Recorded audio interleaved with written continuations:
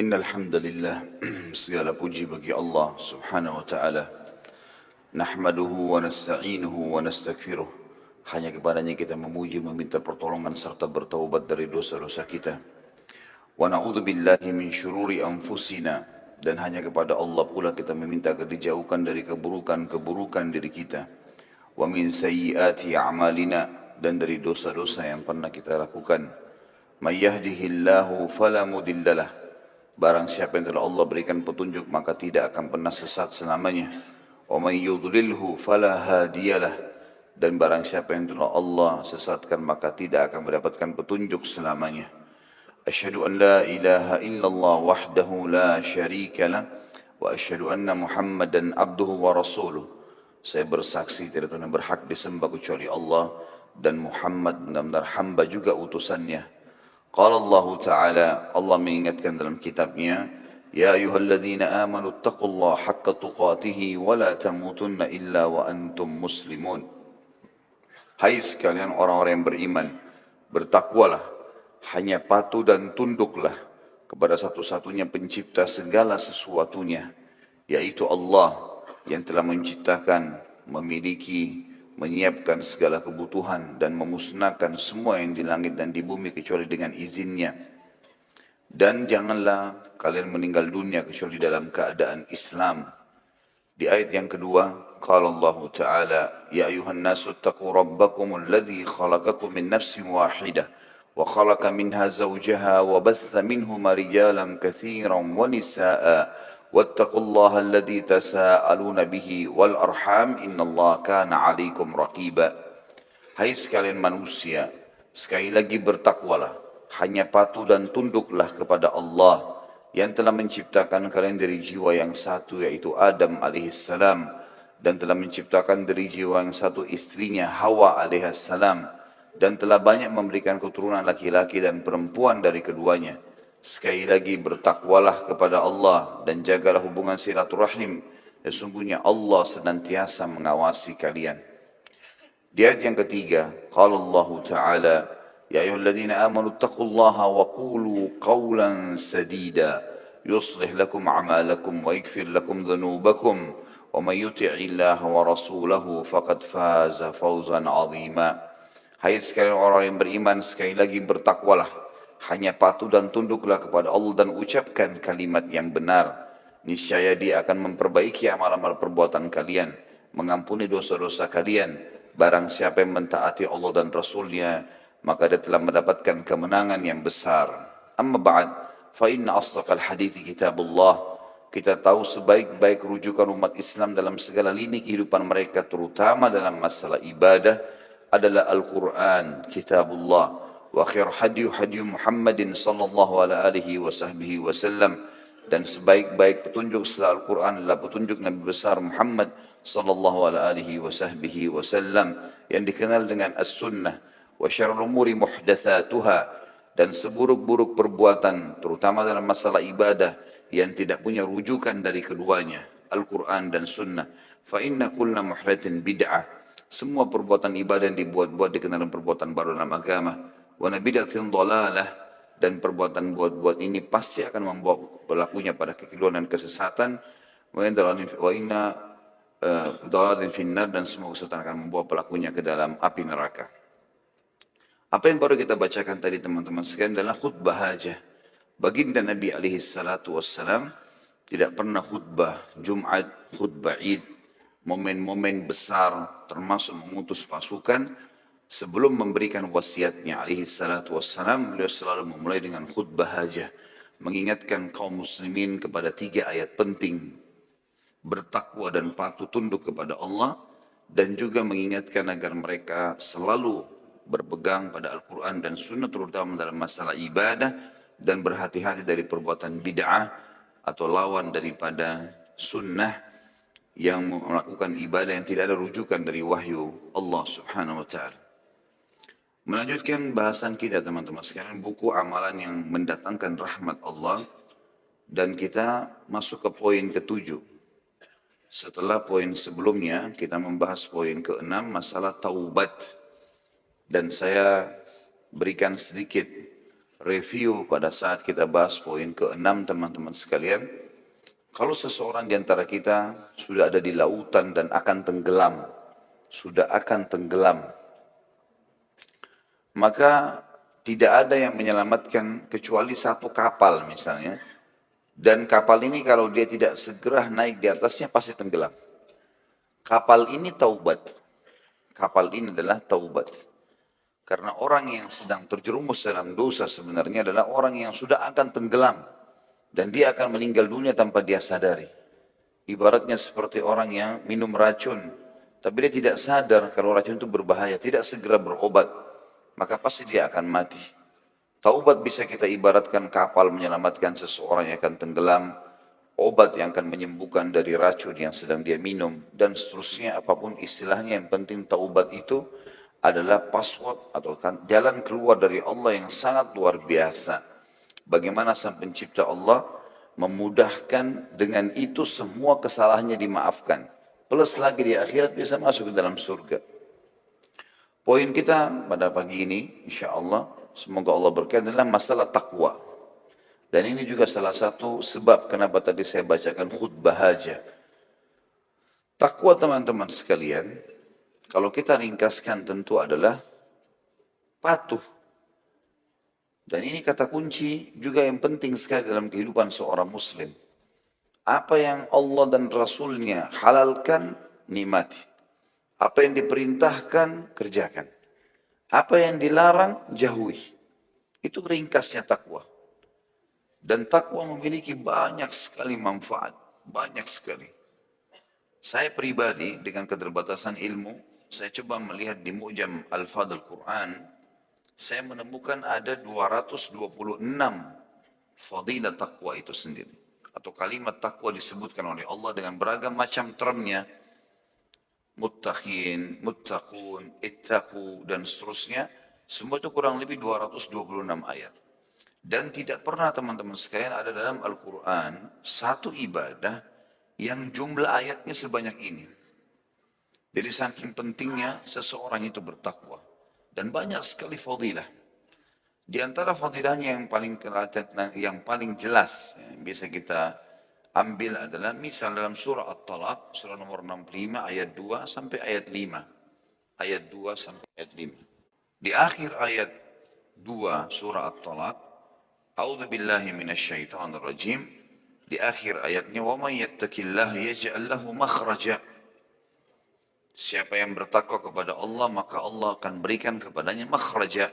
Dan makhraja artinya jalan keluar yang sangat luas untuk kehidupannya.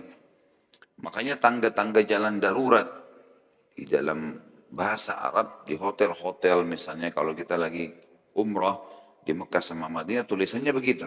Mim kha ra jim, makhraj. Ya, biasanya orang bahasa Inggris exit atau apalah tangga darurat dalam bahasa Indonesia.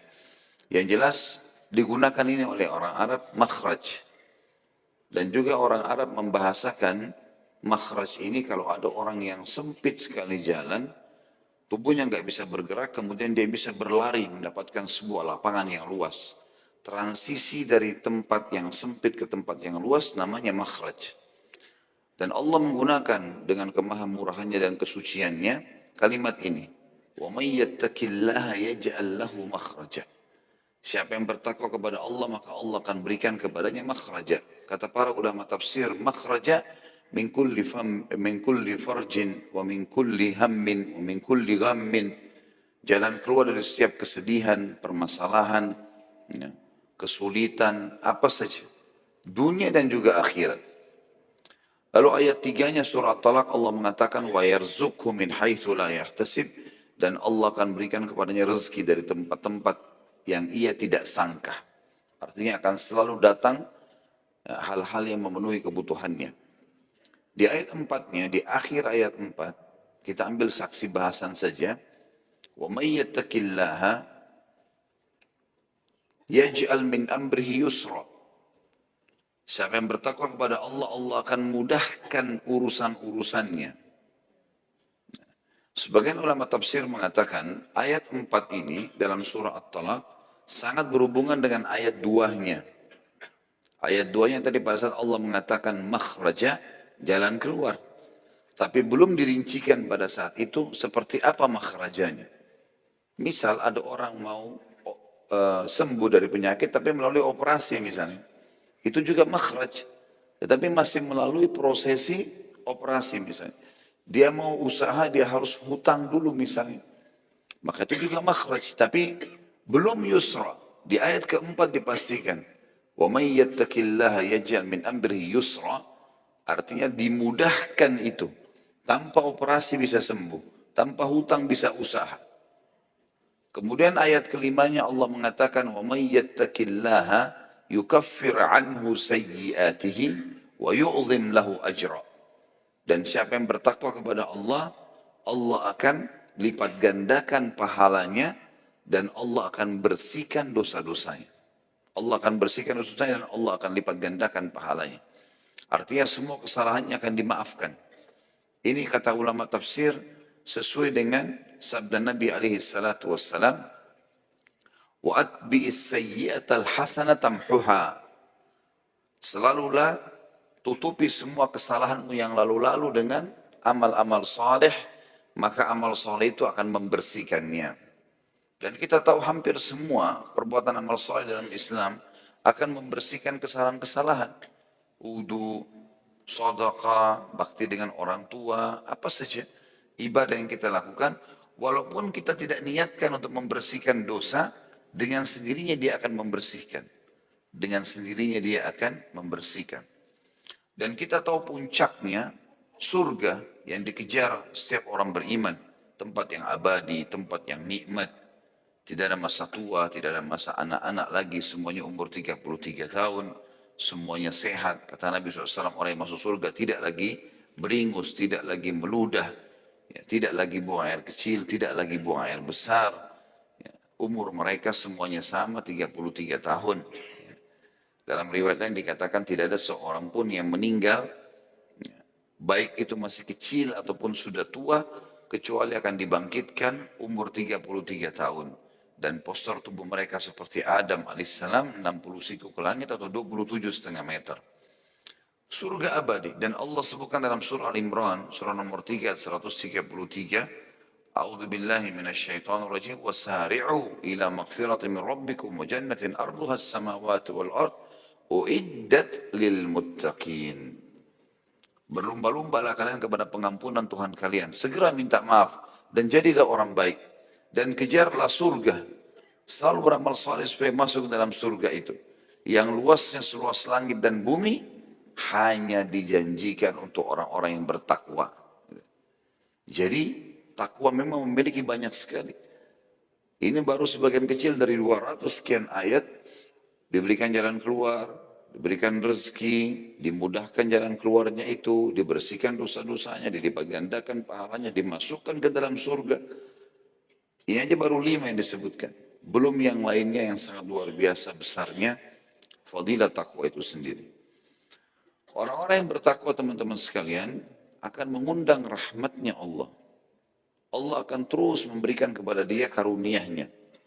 Kalau kita ibaratkan misalnya orang kerja di perusahaan, pegawai yang patuh, ya, pegawai yang patuh, pegawai yang rajin, pegawai yang selalu mengerjakan pekerjaan yang diinstruksikan, tentu akan disenangi oleh pemilik perusahaan.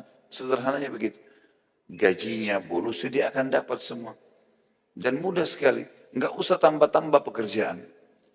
Pekerjaan yang sudah diperintahkan oleh perusahaan itu saja dikerjakan. Udah. Walaupun kita merasa itu mudah, ya sudah itu saja. Sudah cukup. Karena itu tugas kita. Nggak usah ditambah dengan yang lainnya. Begitulah mudahnya agama. Kerjakan apa yang diperintahkan, tinggalkan apa yang dilarang, nggak usah ditambah. Udah cukup. Jadi, maka dia sudah masuk dalam kategori orang-orang yang bertakwa. Penulis mengangkat dalil yang pertama, tentu tadi itu kronologis pembukaan dari saya. Kita akan baca bukunya.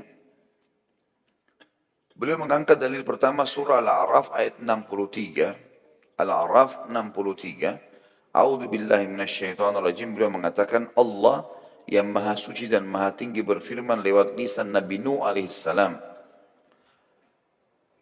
Aw ajibtum an ja'akum dzikrun min rabbikum ala rajulin minkum liyunzirakum wa litattaqu wa la'allakum turhamun. Apakah kalian tidak percaya dan heran bahwa datang kepada kalian peringatan dari Tuhan kalian dengan perantara seorang laki-laki dari golongan kalian sendiri, agar dia memberi peringatan si Nabi tadi dan Rasul kepada kalian, dan mudah-mudahan kalian bisa bertakwa dan supaya kalian mendapatkan rahmat. Dalam ayat ini Allah menggabungkan antara tujuan diutusnya Rasul agar kita bertakwa, agar kita mengetahui mana yang boleh, mana tidak boleh, lalu kita patuhi itu. Patuh sepatuh-patuhnya menjadi orang baik sekalian. Dan itu akan mendatangkan rahmat. Nah, sudah pernah kita jelaskan teman-teman sekalian dari awal bahasan kita di buku ini, kalau rahmat adalah karunia. Rahmat adalah karunia. Dan karunia digunakan pun dalam bahasa Indonesia hanya pada pemberian yang sangat tinggi. Ya. Seperti misalnya dikaruniai anak, harta yang melimpah. Gitu. Baru bisa digunakan bahasa karunia. Kalau orang mendapatkan hal-hal yang biasa, dia makan, minum seharian, maka dikatakan dia diberi. Kita bisa mengatakan, misal, saya diberi makan dan minum. Tidak bisa saya katakan saya dikaruniai makan dan minum oleh manusia, tentunya maksudnya di sini. Dihidangkan, maka bahasa karunia sangat tinggi. Dan itulah bahasa Arabnya rahmat. Ya. Syekh Sa'di, salah satu ulama tafsir yang mengatakan makna dari firman Allah liyunzirakum walitattaqu wa la'allakum turhamun, agar Rasul tersebut memberikan peringatan kepada kalian dan kalian bertakwa serta kalian akan mendapatkan rahmat Allah, agar dia memberi peringatan kepadamu dan mudah-mudahan kamu bertakwa dan supaya kamu mendapat rahmat, yakni agar dia memberi peringatan para nabi tersebut kepada kalian dari azab yang pedih dan melakukan sebab-sebab yang menyelamatkan berupa melakukan ketakwaan kepada Allah baik zahir maupun batin. Dengan itulah mereka mendapatkan rahmat Allah yang luas. Dalil yang kedua, surah Al-A'raf 156. Surah Al-A'raf 156. A'udzu billahi minasyaitonir rajim. Potongan ayat ini, qala adzabi usibu bihi man asya wa rahmati wasi'at kulla syai' fasa'aktubuha lilladhina yattaquna wa yu'tuna az-zakata walladhina hum biayatina yu'minun. Allah berfirman, siksaku akan kutimpakan kepada siapa yang aku kehendaki dan rahmatku meliputi segala sesuatunya. Maka akan aku tetapkan rahmatku hanya untuk orang-orang yang bertakwa, yang menunaikan zakat, dan orang-orang yang beriman kepada ayat-ayat kami. Al-Allamah Sa'di, Syekh Sa'di juga tadi diangkat oleh penulis, ini tentu salah satu ulama yang hidup di kurang lebih mungkin sekitar 200-300 tahun yang lalu beliau meninggal dunia. Bukunya, karya tulisnya cukup banyak. Ya. Beliau mengatakan bahwasanya qala adzabi usibu bihi man asya, makna firman Allah, siksaku aku timpakan kepada siapa saja yang aku kehendaki, yaitu dari kalangan orang-orang yang celaka, yang berpaling dari melakukan sebab-sebab. Jadi mereka sudah tahu, datang informasi kepada yang bisa bertanya mana boleh, mak boleh. Tambah lagi Allah subhanahu wa ta'ala memberikan perasaan jenuh, perasaan takut, ya, perasaan sempit, ya, hidup itu dan dadahnya terasa sempit bila orang melakukan dosa apa saja dosa lakukan, dia merasa terganggu dengan itu peringatan-peringatan dari Allah. Kalau dia lakukan maka akan menjadi penyebab datangnya azabnya Allah. Wa rahmati wasi'at kulla syai', sementara tafsir dari dan rahmatku meliputi segala sesuatunya, maksudnya dari alam atas sampai alam bawah. Orang yang berbakti dan orang yang durhaka, mukmin dan kafir. Artinya, rahmatku tetap akan aku berikan makanan, minuman, pakaian, segala macam yang kepada orang beriman dan orang kafir. Tetapi orang-orang kafir akan ujungnya akan ke neraka sebagaimana diperingatkan dalam ayat-ayat yang lain. Dan orang yang bertakwa akan diberikan kepada orang-orang yang bertakwa akan diberikan seluruh fasilitas. Sebagaimana perkataan Allah juga setelahnya tentunya. Kata beliau, tidak ada satu makhluk pun, melainkan rahmat Allah telah sampai kepadanya. Karunia dan anugerahnya meliputinya. Akan tetapi rahmat bersifat khusus yang berimplikasi kepada kebahagiaan dunia akhirat bukan untuk semua orang. Karena dia berfirman, "Fasa'aktubuha lilladzina yattaqun." Aku akan tetapkan rahmatku non-stop, selalu saja ada, tidak pernah kurang, tidak pernah aku angkat, tidak pernah aku kurangi untuk orang-orang yang bertakwa, yaitu yang meninggalkan maksiat baik kecil maupun besar. Dan firman Allah, wa yu'tuna zakah, dan menunaikan zakat yang diwajibkan kepada orang-orang yang berhak menerimanya. Kemudian potongan ayat terakhir, walladzina hum biayatina yu'minun, dan orang yang beriman kepada ayat-ayat kami. Di antara kesempurnaan iman kepada ayat-ayat Allah ialah mengetahui maknanya dan mengamalkan konsekuensinya. Termasuk di antaranya mengikuti Nabi alaihi salatu wassalam secara zahir dan batin mengenai pokok-pokok agama dan cabang-cabangnya. Inilah poin ketujuh tentang masalah hal yang mendatangkan rahmat Allah, yaitu ketakwaan. Ketakwaan. Dan teman-teman sekalian, patuh kepada Allah itu punya kenikmatan. Sangat nikmat dan sangat enak. Seperti kasus orang duduk di majelis ilmu. Enak, nikmat. Orang sholat, orang puasa, apa saja yang kita kerjakan, ada kenikmatan dalam ibadah. Satu-satunya kata para ulama, orang yang belum maksimal menikmati ibadahnya adalah orang yang setengah-setengah dalam ibadah itu. Kalau dia dasarnya ragu, ini sholat diperintahkan gak ya? Zakat ini nanti bisa mendatangkan rezeki atau tidak ya? Maka dia tidak bisa maksimal mendapatkannya. Karena memang dia harus di sini. Orang yang betul-betul serius dalam mengerjakan satu perbuatan, dia akan mendapatkan hasilnya. Pepatah bahasa Arab menyebutkan, manjadda wajad. Siapa yang berusaha, dia pasti akan dapat. Minimal mendapatkan sebagian dari apa yang dia jadikan sebagai targetnya. Dan Allah Subhanahu wa taala juga berfirman dalam ayat lain, A'udzu billahi minasyaitonir rajim, walladzina jahadu fina lanahdiyannahum subulana. Orang-orang yang berusaha menuju ke jalan kami, kami pasti akan mudahkan jalan-jalan menuju ke kami. Yang kedelapan teman-teman sekalian adalah sabar ketika mendapatkan musibah. Sabar ada 3 macam dalam Islam. Tentu sabar itu definisinya menerima takdir Allah dan ikhtiar mencari jalan keluar.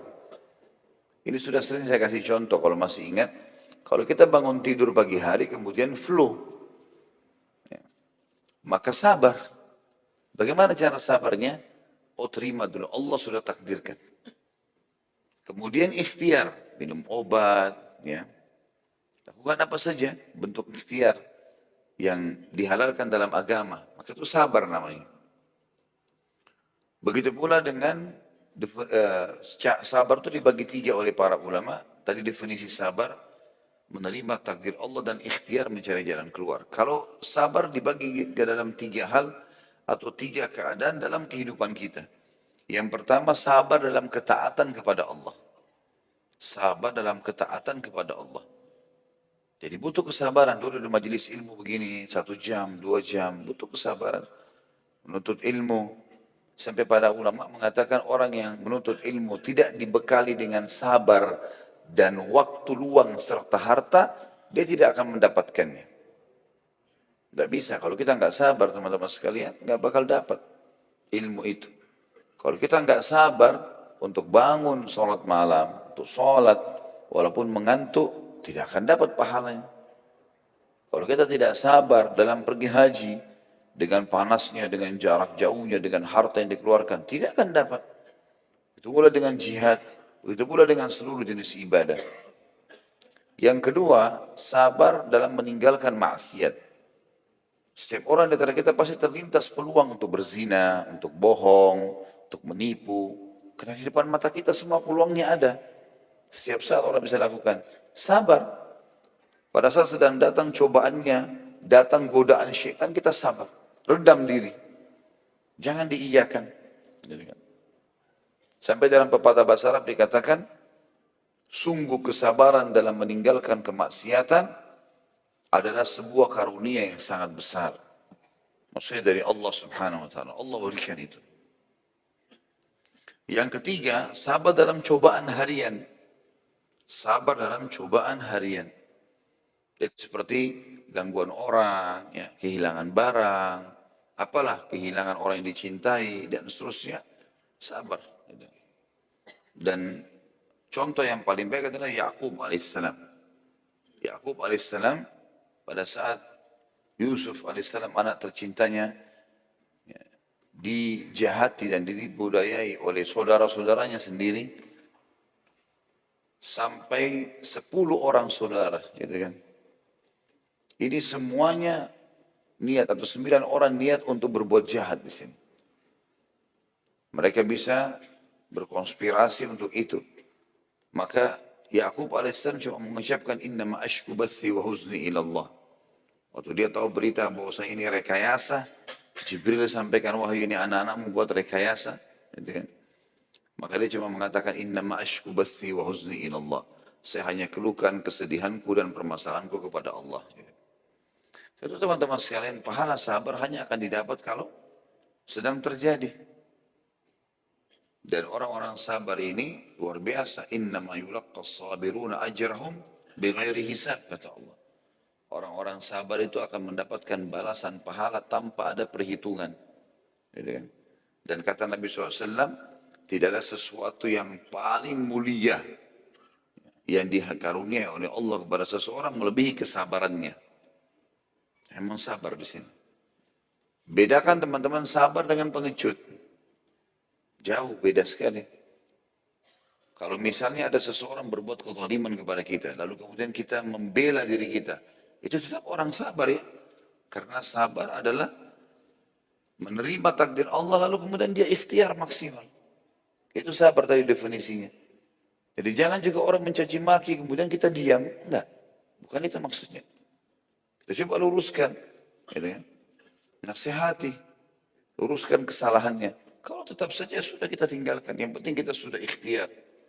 Ini perlu digarisbawahi juga. Ya. Jangan sampai orang salah faham gitu. Dia tidak ada ikhtiar sama sekali. Dia mengatakan dirinya sabar. Keliru tuh. Ya.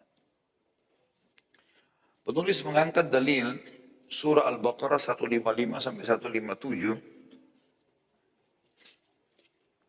A'udzu billahi minasyaitonir rajim wa lanabluwannakum bisyai'in minal khaufi wal ju'i wa naqsin minal amwali wal anfusi wath thamarat wa basyyiris sabirin alladzina idza asabatuhum musibatun qalu inna lillahi wa inna ilaihi raji'un ulaika 'alaihim salawatun min rabbihim wa rahmah wa ulaika humul muhtadun. Sungguh pasti kami akan berikan cobaan kepada setiap orang di antara kalian dengan sedikit ketakutan, kelaparan, kekurangan harta, jiwa, dan buah-buahan. Dan berikanlah berita gembira kepada orang-orang yang sabar. Siapa mereka? Yaitu orang-orang yang apabila ditimpa musibah, mereka langsung mengucapkan inna lillahi wa inna ilaihi raji'un. Kami milik Allah, kami akan kembali kepada Allah. Mereka itulah yang mendapatkan keberkatan yang sempurna dan rahmat dari Rabb-Nya. Dan mereka itulah orang-orang yang mendapatkan petunjuk. Kembali lagi Syekh Sa'di rahimahullah, salah satu ahli tafsir berkata, Allah mengabarkan bahwa sudah pasti dia akan menguji para hambanya dengan berbagai ujian, agar menjadi jelas siapa yang benar dan siapa yang dusta dengan imannya, siapa yang berkeluh kesah dan siapa yang bersabar. Jadi teman-teman sekalian jangan berpikir mengkhayal kita tidak akan diuji dalam kehidupan dunia. Gak mungkin. Tidak pernah ada orang sampai mati gak sakit. Gak mungkin. Tidak pernah orang sampai mati gak pernah lapar, gak pernah haus, gak pernah capek. Cobaan ada datang. Pasti saja. Gitu. Gak mungkin tidak. Tidak pernah orang di antara kita hidup kemudian tidak dicaci maki oleh orang. Atau tidak dihina. Karena Rasulullah SAW manusia yang terbaik pun dihina. Dicaci maki. Tidak mungkin orang di antara kita tidak punya permasalahan dalam kehidupannya, dalam rumah tangganya, dengan anak-anaknya. Rasulullah SAW mengalami itu.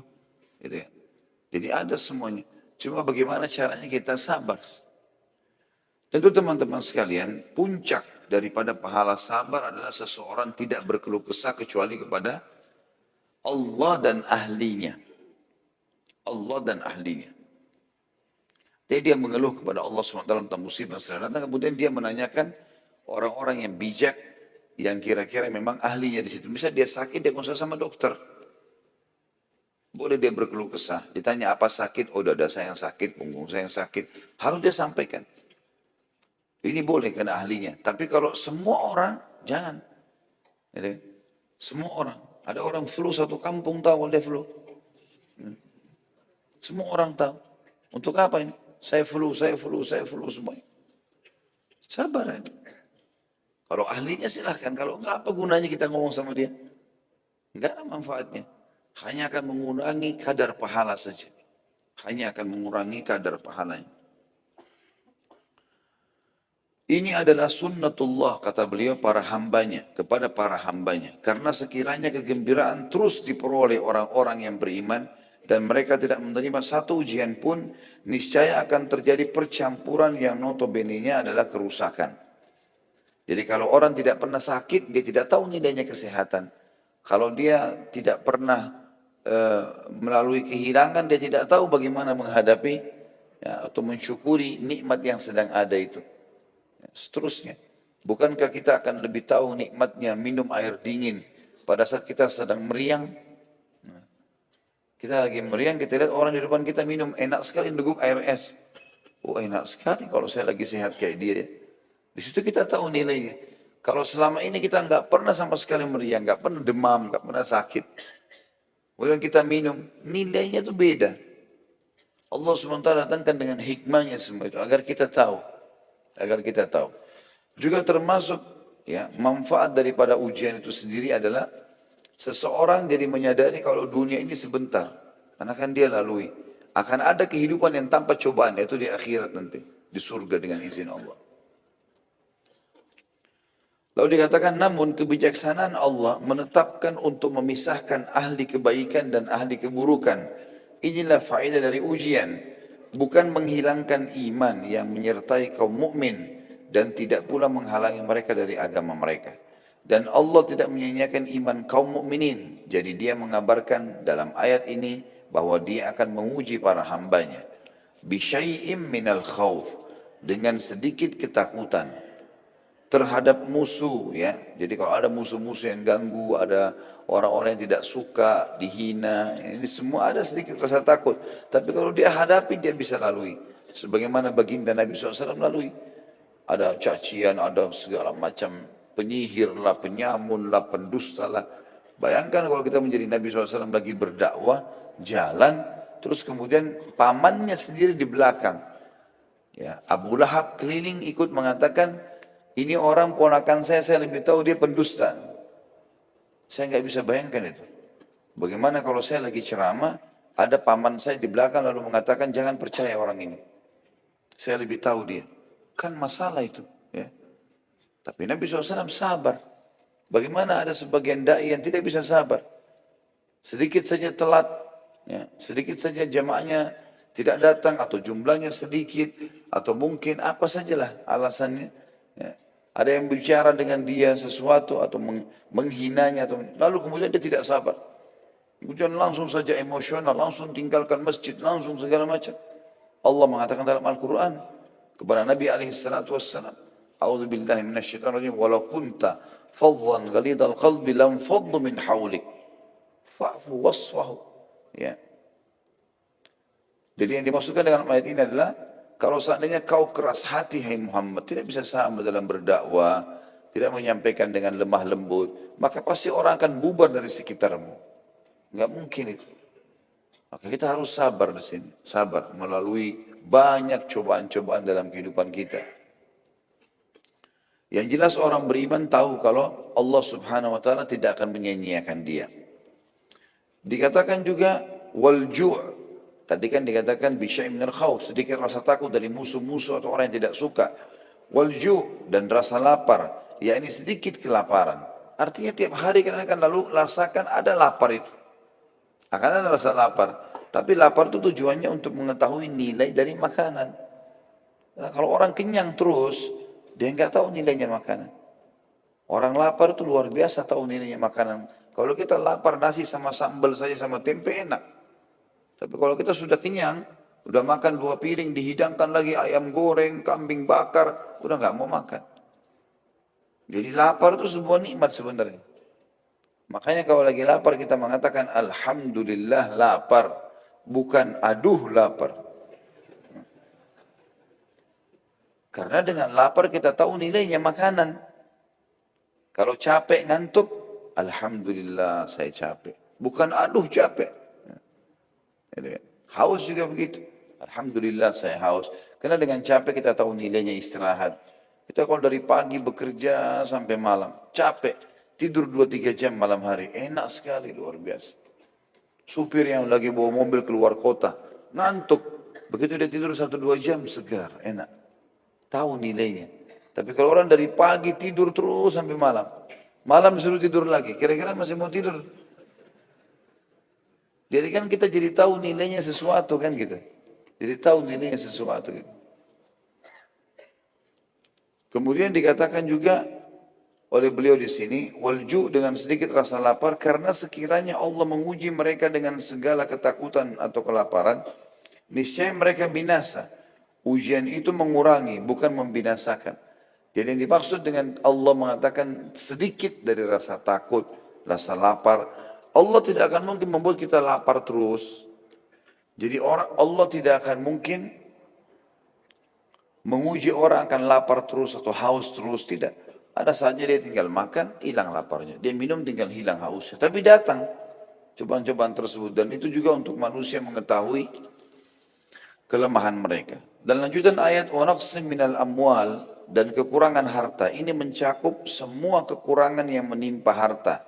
Berupa bencana-bencana alam, tenggelam, hilang, harta diambil orang-orang zalim, atau yaitu para raja zalim atau perampok-perampok lainnya. Jadi tidak mungkin seseorang di antara kita melalui hidupnya, teman-teman, tidak pernah hartanya diambil orang. Ada saja. Orang utang nggak bayar, ya. Atau jatuh barangnya diambil orang, atau dicuri. Itu dilalui memang.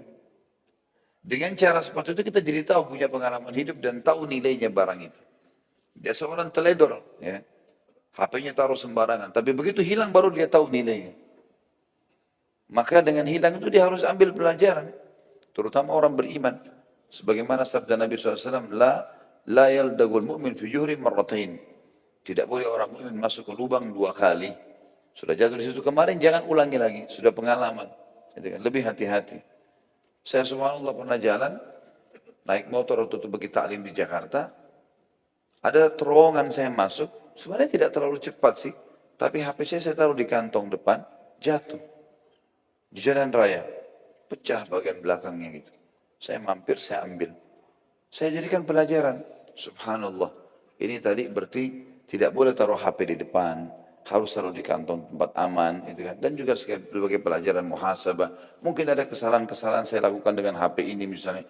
Jadi kita jadikan sebagai bahan muhasabah. Begitulah semestinya orang beriman. Dikatakan wal anfus. Ya. Lanjutan ayatnya. Dan kekurangan jiwa, yakni perginya orang-orang yang dicintai seperti anak, kerabat, sahabat, dan berbagai penyakit yang menimpa tubuh hamba atau tubuh orang-orang yang dicintai. Kemudian wathamarat dan juga hasil dari panen buah-buahan, yakni biji-bijian, buah kurma, dan semua pohon serta sayur-sayuran dengan cuaca dingin, kebakaran atau penyakit-penyakit alam berupa hama belalang dan semisalnya. Nggak mungkin ada orang punya kebun, nggak pernah selalu panen maksimal, nggak mungkin. Nggak normal itu. Atau ada perusahaan untung terus, nggak pernah ada turunnya, nggak mungkin. Itu sudah sunnatullah. Kalau kita faham ini sunnatullah teman-teman, ini pasti akan terjadi dengan hikmah Allah. Pada saat kita sehat, kita pasti akan sakit. Pada saat kita muda, kita pasti akan tua. Pada saat siang datang, malam akan datang. Gitu kan? Pada saat kita kuat, ada saatnya kita lemah. Ya, pada saat kita untung, ada saatnya kita rugi. Kita akan siap menghadapi kehidupan. Karena ini sunnatullah, nggak bisa dipungkiri. Jadi jangan antum bilang, oh saya kalau sudah beriman berarti saya tidak akan ada cobaan. Enggak, cobaan akan datang. Justru cobaan itu fungsinya untuk meninggikan derajat, memberikan pengalaman-pengalaman hidup. Kita jadi kuat dalam melalui kehidupan ini. Seperti itulah. Kata beliau, perkara-perkara ini pasti terjadi karena Allah yang Maha Tahu telah mengabarkannya, maka semua terjadi sebagaimana yang telah diberitakannya. Kelebihannya orang beriman diberikan jalan keluar, solusinya sederhana, sabar. Ketika musibah tersebut terjadi, maka manusia terbagi menjadi dua golongan. Ada yang berkeluh kesah dan ada yang bersabar. Orang yang berkeluh kesah mendapat dua musibah, kehilangan yang dicintai, yaitu adanya musibah ini, dan kehilangan sesuatu yang lebih besar darinya, yaitu pahala karena melaksanakan perintah Allah agar bersabar. Jadi kalau ada orang kena sakit misalnya, orang yang berkeluh kesah, dia rugi. Rugi dari dua sisi. Misal dia bangun tidur sakit, sudah tetap kena. Berkeluh kesah, menyampaikan sana sini sakitnya, tidak akan ada manfaat buat dia. Ingat, kecuali kepada Allah dan ahlinya, itu lain. Itu lain, itu beda.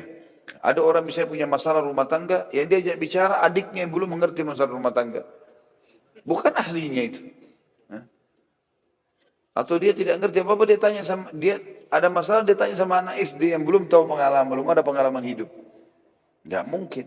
Tanya kepada orang yang bijaksana. Gitu kan? Sampai kata Nabi SAW dalam hadis, kabir. Maksudnya dahulukan orang yang dewasa dan pengalaman. Tanya mereka. Teman-teman mau buka usaha apa, lihat orang yang sudah lama di bidang itu, tanya, konsultasi sama mereka. Apa suka dukanya, apa yang harus kita lakukan, supaya kita belajar. Sebelum berumah tangga, tanya orang sudah berumah tangga itu, apa pengalaman-pengalamannya. Jangan cuma mengkhayal. Ya. Ini bujang-bujang lapo ini. Oh menikah itu enak, nanti punya istri, bisa begini, bisa. Iya, sisi lain. Yang kita nikahi manusia. Bukan boneka ini. Dia punya mata, dia punya telinga, dia punya perasaan. Dia bisa buat masalah. Kalau antum tidak mau punya masalah, nikah sama boneka kan? Bisa dicubit, bisa ditendang, bisa segala macam. Enggak mungkin. Manusia punya perasaan, punya mata, punya segala macam. Jadi harus kita paham poin ini. Dan tanya kepada orang-orang yang sudah pengalaman. Ahlinya lah. Tapi jangan sembarangan ini. Kalau sembarang orang yang kita ajak ngomong maka akan salah. Pasti kalau kita konsultasi dengan orang yang salah akan salah jalannya. Akan salah jalannya. Kata beliau di sini, orang-orang yang manusia ketika musibah terjadi, kata beliau, manusia terbagi menjadi dua golongan. Ada yang berkeluh kesah, ada yang sabar. Orang yang berkeluh kesah mendapatkan dua musibah lagi tambahan. Kehilangan yang dicintai, apa yang dia mau, dan juga kehilangan pahala yang besar. Yang semestinya dia bisa dapatkan karena bersabar. Ia mendapatkan kerugian dan terhalang mendapatkan rahmat. Keimanannya berkurang, kehilangan kesabaran, kehilangan ridho dan syukur, serta ia mendapatkan murka yang menunjukkan kekurangan yang keterlaluan. Umar bin Khattab sempat mengatakan, teman-teman sekalian, siapapun yang tertimpa musibah, kemudian dia terima takdir Allah itu, lalu dia ikhtiar, maka dia akan bahagia. Karena mau tidak mau, musibah itu sudah terjadi. Sementara orang yang tidak menerimanya, dia akan rugi. Dadanya akan sempit, hidupnya akan susah, karena tetap musibah akan datang. Bukan berarti kita kalau bangun tidur sakit, kemudian tiba-tiba sakitnya sembuh dengan keluh kesah. Kenapa ya? Tetap aja sama. Tetap aja sama. Maka solusi yang terdekat adalah sabar. Sabar. Sebagian ahli mengadakan penelitian, ternyata orang bersabar itu, dia seperti meredam seluruh otot-otot dan urat-urat sarafnya. Yang tadinya menjadi emosi dan marah, ya, karena ada sesuatu cobaan yang sedang datang, misal barangnya diambil orang, misal dia dihina orang, kan kita jadi emosi ya. Nah sekarang kalau dia redam itu, sebenarnya dia sedang meredam otot-otot dan urat-urat sarafnya, dan itu akan memberikan kesehatan, ya, akan memberikan ketenangan jiwa. Dibandingkan dia ikutin emosi itu, maka akan makin gelisah. susah tidur, susah makan, susah semua. Renungi baik-baik supaya kita jangan keluar dari sabar itu. Adapun orang yang diberikan taufik untuk bersabar ketika mendapatkan musibah-musibah ini, lalu menahan dirinya dari sikap marah, baik ucapan maupun perbuatan, mengharap pahala yang di sisi Allah, dan ia tahu bahwa pahala yang didapatkannya dengan kesabaran itu lebih besar daripada musibah yang diperolehnya, bahkan musibah itu suatu kenikmatan baginya, karena musibah menjadi jalan untuk meraih apa yang lebih baik dan lebih bermanfaat baginya daripadanya, dari masalah yang sedang dihadapi. Dan berarti ia telah melaksanakan perintah Allah dan meraih pahala. Oleh karena itu Allah Subhanahu wa taala berfirman, "Wabashshiris sabirin." Dan sampaikanlah kabar gembira kepada orang-orang yang sabar. Dan sabar jelas harus menghadapi masalah. Tapi Allah bilang berita gembira buat mereka. Yakni beritakanlah kabar gembira kepada mereka bahwa mereka akan disempurnakan pahala mereka dengan tanpa batas. Orang-orang yang bersabarlah yang mendapatkan berita gembira yang besar dan anugerah yang besar. Kemudian Allah menyifati mereka juga dalam firman-Nya, alladzina idza asabathum musibah, yaitu orang-orang yang apabila ditimpa bagi mereka musibah, yakni segala sesuatu yang menyakitkan hati atau badan atau keduanya sebagaimana telah disebutkan sebelumnya. Jadi ada saatnya memang. Jangan teman-teman begitu ada musibah, kenapa ya? Ya, maksudnya kenapa ini bukan berkeluh kesah kayak tidak menerima takdir Allah. Tidak, kita terima. Tapi kalau kita bertanya, kenapa bisa terjadi misalnya, tujuannya untuk mencari jalan keluar itu nggak ada masalah. Tapi kalau untuk berkeluh kesah ini yang dilarang, karena pahalanya hilang. Qalu inna lillah. Mereka mengucapkan kami milik Allah. Yakni hamba-hamba kepunyaan Allah yang diatur menurut perintahnya. Kita tidak memiliki sedikit pun dari jiwa dan harta kita. Jika Allah menguji kita dengan sesuatu darinya, berarti Allah yang paling penyayang di antara para penyayang telah mempergunakan milik dan hartanya. Tidak bisa ada yang menghalanginya. Bahkan merupakan kesempurnaan penghambaan hamba ialah ia tahu bahwa terjadinya bencana itu datangnya dari Allah, Raja yang maha bijaksana, yang lebih penyayang kepada hamba-hambanya daripada dirinya sendiri. Sedikit makna potongan di sini. Kadang-kadang subhanallah teman-teman sekalian ada dosa yang kita lakukan. Kita nggak tahu bobotnya dosa itu. Dan tidak cukup dengan istighfar. Mungkin istighfar kita tidak cukup. Maka Allah datangkan cobaan.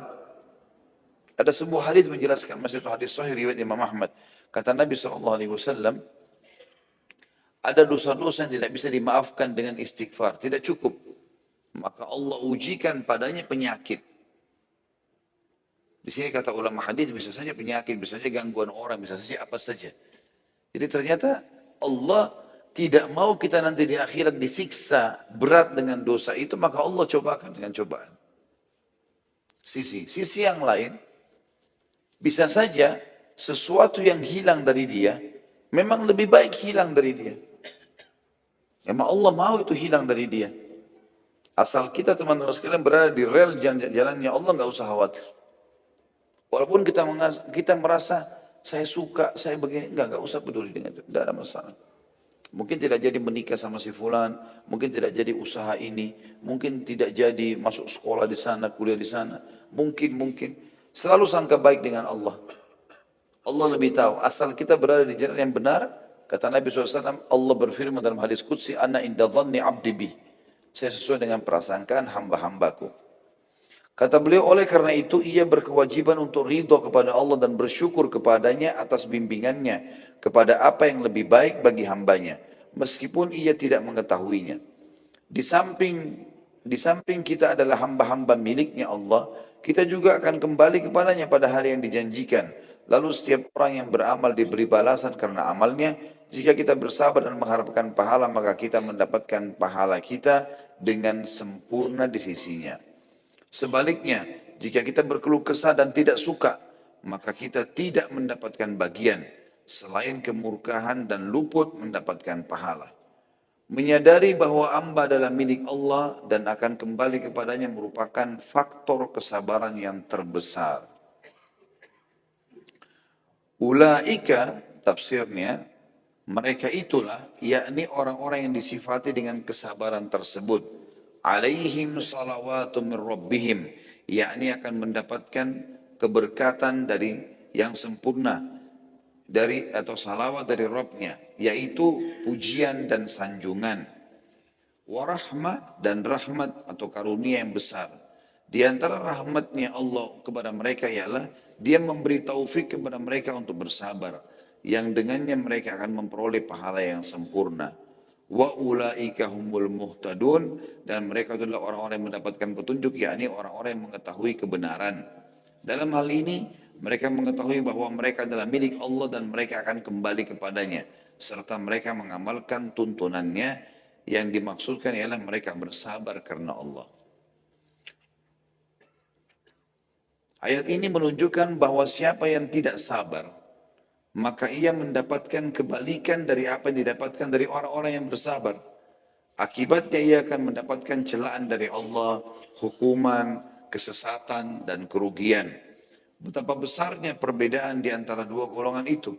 Betapa kecilnya kepenatan orang-orang yang bersabar. Dan betapa besarnya kepenatan orang-orang yang berkeluh kesah. Artinya orang yang sedang ditimpa musibah, orang yang sabar, punya penat. Tapi tidak sebesar orang yang kalau berkeluh kesah. Karena dia sudah menghadapi masalah, berkeluh kesah lagi, dia jauh lagi dari rahmatnya Allah, jadi banyak sekali kerugiannya.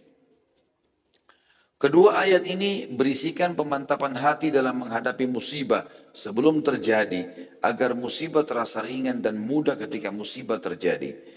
Menjelaskan apa yang harus dilakukan ketika musibah terjadi, yaitu sabar. Menjelaskan apa yang dapat membantu untuk bersabar. Pahala yang diperoleh orang yang bersabar dan mengetahui keadaan orang-orang yang tidak bersabar dengan kebalikan dari keadaan orang-orang yang sabar. Bencana dan ujian ini adalah sunnatullah yang telah berlalu kepada orang-orang sebelum kita. Maka itu pun akan datang kepada kita. Dan Anda tidak mendapati perubahan pada sunnatullah. Juga menjelaskan macam-macam musibah. Umar bin Khattab pernah berkata, alangkah bagusnya dua balasan itu. Dan betapa baiknya tambahan itu. Maksudnya adalah, ulaika alaihim salawatu min rabbihim wa rahmah. Mereka adalah orang yang mendapatkan keberkatan sempurna dan rahmat dari Tuhan mereka. Wa ulaika humul muhtadun, dan mereka adalah orang yang mendapatkan petunjuk.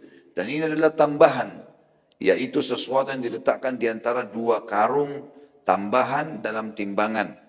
Maksudnya kalaupun ini sudah dapat rahmat, dia sabar, itu sudah solusi terbaik.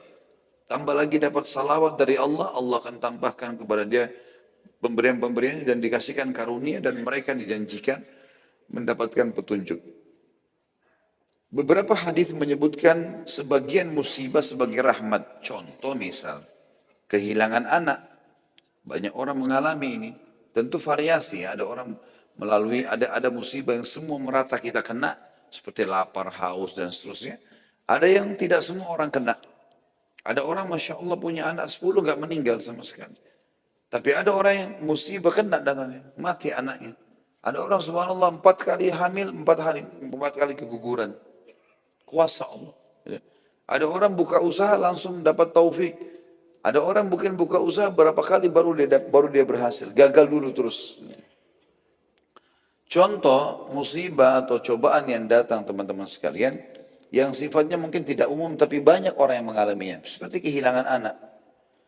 Imam Bukhari membuat bab judul khusus, bab fadl man mata lahu waladun fahtasaba.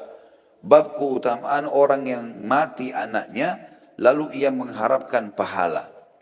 Maksudnya dia sabar. Firman Allah, وَبَشِّرِ الصَّابِرِينَ, dan beritakanlah berita gembira kepada orang-orang yang sabar. Kemudian beliau menyebutkan beberapa hadis, maksud Imam Bukhari. Yang pertama adalah Abu Hurairah radhiyallahu anhu meriwayatkan dari Nabi SAW, beliau bersabda, لا يموت لمسلم ثلاثة من الولد فيلج النار إلا تحلة القسم. Tidaklah seorang muslim mengalami kematian 3 anak, lalu ia masuk neraka, kecuali hanya sekedar berlalu saja. Ya, maksudnya ini musibah, lahir anak 3 sampai mati sebelum balik. Di sini dalam hadis dipastikan, kalaupun dia punya dosa-dosa, tentu di sini selain dosa syirik dan kufur ya. maka Allah dengan kemahamurahannya hanya membuat dia lewat saja di neraka, kemudian dia akan masuk dalam surga. Gitu kan. Muhammad bin Ismail Bukhari juga mencantumkan hadis-hadis menjelaskan firman Allah dalam surah Maryam ayat 71, wa in minkum illa wariduha, dan tidak ada seorang pun dari kalian melainkan akan mendatangi neraka itu. Maryam 71. Hadis yang beliau angkat, Abu Hurairah radhiyallahu anhu meriwayatkan Rasulullah SAW bersabda kepada kaum wanita Ansar pada saat menafsirkan ayat ini juga, la yamutu li ihdakunna thalathatun minal waladi fatahtasibah illa dakhalatil jannah, faqalat imra'atun minhunna aw ithnaini ya Rasulullah, qala aw ithnain. Tidaklah, kata Nabi SAW ceramah di depan para wanita-wanita muslimah pada saat itu di Madinah dari kaum Ansar, tidaklah salah seorang dari kalian mengalami kematian 3 anak lalu mengharapkan pahala sabar, melainkan pasti masuk surga. Seorang wanita yang hadir sempat bertanya, bagaimana dengan kehilangan 2 anak wahai utusan Allah? Kata Nabi SAW, ya, kehilangan 2 anak juga termasuk. Perawi hadis Abu Hurairah mengatakan, saya yakin kalau ada wanita juga bertanya, bagaimana dengan 1 ya Rasulullah? Maka Rasulullah SAW pun akan mengatakan 1 juga. Hadis selanjutnya diangkat oleh beliau adalah dari Anas radhiyallahu anhu yang mengatakan Nabi SAW bersabda, ma minan nasi min muslimin yutawaffa lahu thalathatun lam yablughul hinth illa adkhalahu Allahul jannah bifadli rahmatihi iyahum. Tidaklah seorang muslim mengalami kematian 3 anak yang belum mencapai balik, melainkan Allah memasukkannya ke dalam surga dengan karunia atau rahmat kepada mereka. Imam Bukhari pada saat menamakan babnya, bab fadl man mata lahu waladun fahtasaba, bab keutamaan orang yang mengalami kematian anak lalu ia mengharapkan pahala, Az-Zain bin Al-Munir mengatakan, musannif atau pengarang atau Imam Bukhari maksudnya mengungkapkan dengan kata fadl, keutamaan, untuk menghimpun di antara 3 hadis yang berselisih yang telah dikemukakannya. Karena pada hadis yang pertama disebutkan masuk surga, pada hadis yang kedua disebutkan dihalangi dari neraka, dan pada hadis yang ketiga disebutkan pembatasan masuk dengan sekedar berlalu saja di neraka.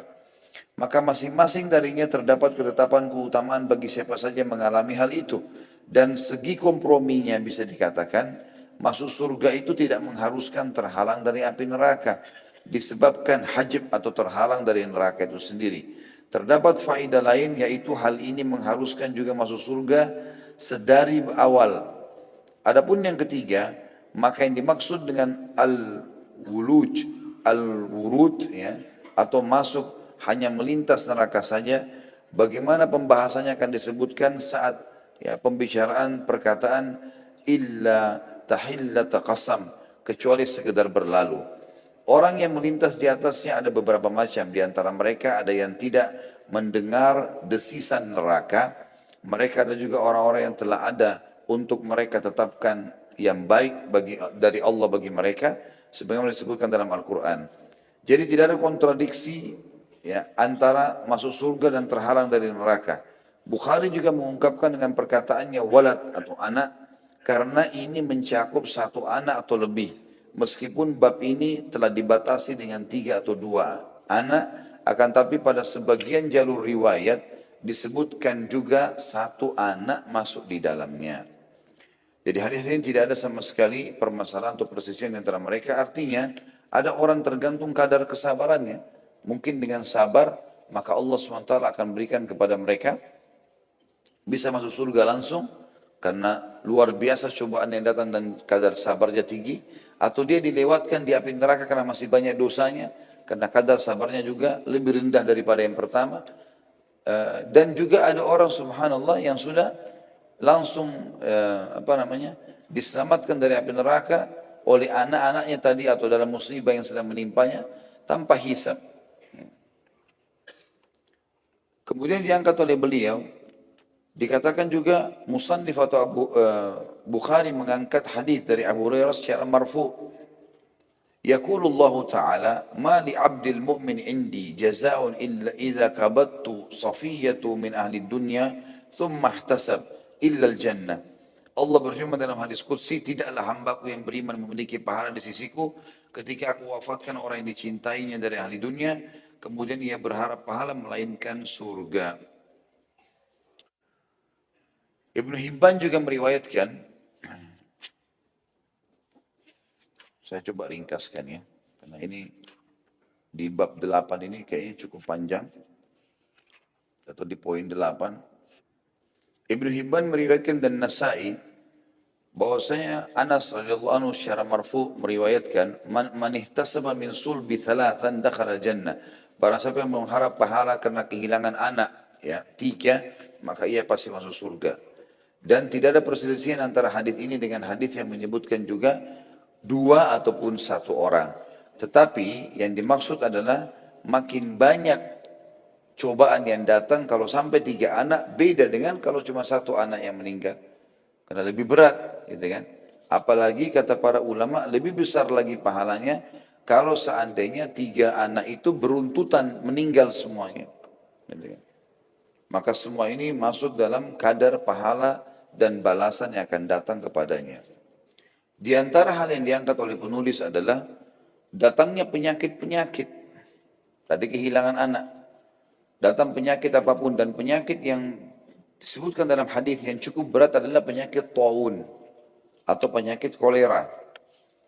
Abu Imam Bukhari meriwayatkan hadis, Sa'altu Rasulullah SAW anit taun fa akhbarani annahu adzabun yab'athuhu Allah ala man yasha wa anna Allah ja'alahu rahmatan lil mu'minin laisa min ahadin yaqa'u taun fayamkuthu fi baladihi sabiran muhtasiba ya'lamu annahu la yusibu illa ma kataballahu lah illa kana lahu mithlu ajri syahid. Aku bertanya kepada Rasulullah SAW tentang penyakit taun atau kolera.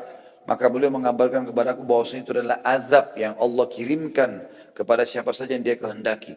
Dan Allah menjadikannya sebagai rahmat bagi orang-orang beriman. Tidak seorang pun yang terjangkit penyakit taun dari orang beriman. Lalu ia tetap di negerinya dan bersabar. Ya, lagi berharap pahala karena ia tahu bahwa ia tidak ditimpa kolera tersebut kecuali karena Allah telah menetapkannya untuknya, melainkan pada saat dia meninggal dia akan mendapatkan pahala syahid. Juga dalam hadis yang lain dikatakan fattaun dari Imam Ahmad, fattaunu syahadatun lil mu'minin wa rahmatun lahum wa rizqun 'alal kafir. Kematian penyakit taun adalah syahadah, mati syahid bagi orang beriman dan rahmat bagi mereka, tapi bagi orang kafir adalah siksaan. Baik. Kita tutup teman-teman sekalian dengan beberapa riwayat yang diangkat oleh beliau berhubungan dengan masalah taun ini. Ada juga banyak orang yang meninggal dengan syahid dan dia sabar. Seperti misalnya hadis yang menjelaskan siapapun yang mati terjungkal dari tunggangannya, tenggelam, kebakaran, bahkan wanita yang melahirkan, kecuali mereka akan mendapatkan mati syahid. Dan ini semua adalah pahala syahadah. Dan ini semua menandakan mereka akan masuk ke dalam tingkat tertinggi surga dengan hanya bersabar dalam menghadapi semua itu. Dan juga disebutkan di dalam hadis bahwasanya orang mati syahid itu tidak selamanya harus di medan perang. Sebagaimana riwayat disebutkan Ibnu Mas'ud radhiyallahu anhu bahwasanya Rasulullah SAW bersabda, Inna aktsara syuhada'i ummati ashabul furush wa rubba qatilin baina as-saffaini Allahi a'lamu biniyati. Mayoritas syuhada umatku adalah orang-orang yang mati di atas ranjangnya. Mayoritas umatku, syuhada umatku adalah orang-orang yang mati di atas ranjangnya. Betapa banyak orang yang terbunuh di antara 2 barisan, tapi hanya Allah saja yang mengetahui niat yang sebenarnya. Jadi banyak orang yang masuk medan perang, kelihatannya perkasa tapi sebenarnya bukan syahid. Tapi banyak orang yang mati di atas ranjang, justru Allah Subhanahu wa taala berikan dia pahala syahada.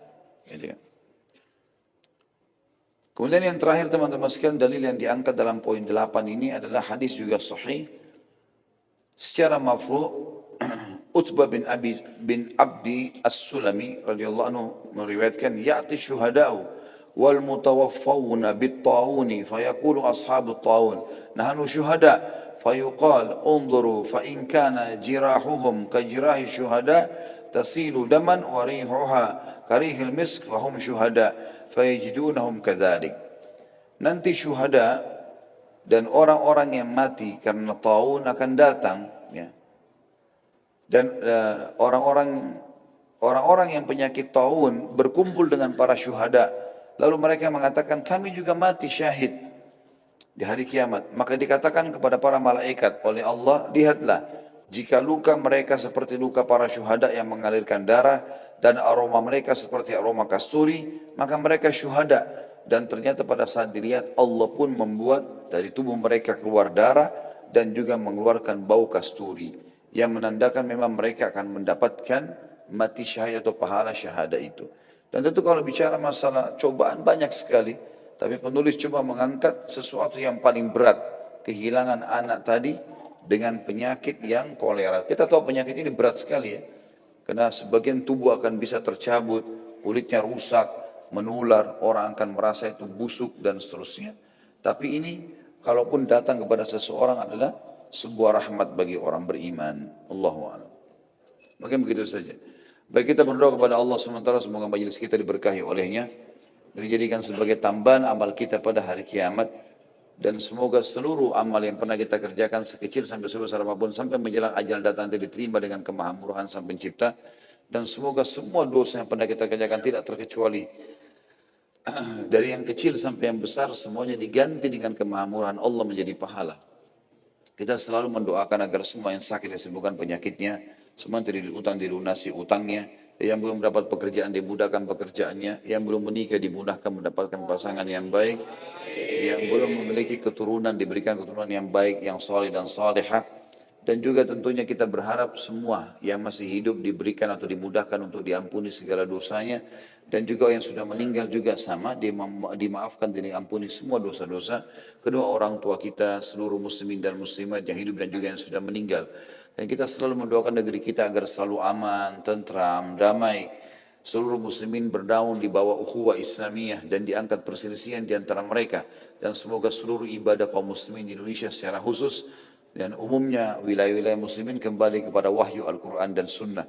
Dan semoga seluruh wilayah Indonesia juga dikaruniai pemimpin-pemimpin muslim yang adil, yang baik, yang kembali kepada Al-Quran dan Sunnah dalam berhukum dan juga dalam ibadah mereka. Dan semoga Indonesia menjadi contoh bagi negara-negara lain. Sebagai penutup, tidak pernah kita lupa saudara kita di Palestina, di Syria, di Yaman, di Irak, di Myanmar, di Ahsa, dimanapun bagaimana sedang tertindas. Semoga Allah ikhlaskan niat mereka, terima para syuhada mereka, mulakan Islam di tangan mereka dan tangan kita semua, dan semoga Allah partisipasikan kita bersama mereka di pahala baik dengan doa, dengan harta juga dengan jiwa kita. Dan semoga Allah dengan kemahamurahnya menyatukan kita semua di surga firdausnya tanpa hisab. Sebagaimana satu kita di majlis ilmu yang mulia ini. Kalau ada benar dari Allah, kalau salah dari saya mohon dimaafkan. Subhanakallahumma bihamdika, asyhadu an la ilaha illa anta astaghfiruka wa atubu ilaik. Wassalamualaikum warahmatullahi wabarakatuh.